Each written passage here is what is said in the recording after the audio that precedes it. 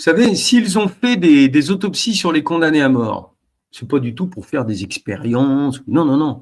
C'est tout simplement parce qu'il y a eu une quantité de condamnés à mort qui sont décédés par suffocation de façon si atroce que les avocats des deux parties, les avocats du condamné et les avocats des victimes des condamnés, manifestaient leur indignation auprès des directeurs de prison parce qu'aux États-Unis, l'amendement numéro 8 de mémoire permet de tuer des gens.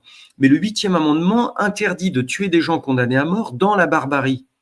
Donc, ils ont été obligés, contraints de chercher, de se dire, mais comment se fait-il qu'ils meurent en suffoquant comme s'ils avaient un sac plastique sur la tête, puisque c'est un spectacle et que là, vous avez 20-30 personnes en train de regarder. Donc, c'est compliqué. Moi, je lisais dernièrement un condamné à mort, dernièrement, je ne sais plus dans quel État américain, lui a choisi d'être condamné à mort par arme à feu. Parce que ça se sait tellement dans le couloir de la mort et un peu partout. Il y en a quelques-uns qui maintiennent d'être tués sous injection létale, et vous en avez qui préfèrent être fusillés. Non, mais on en est là.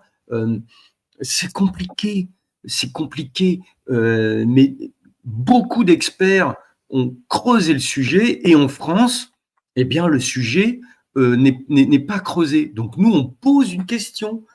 À quand un programme indépendant de vérification clinique et post-mortem?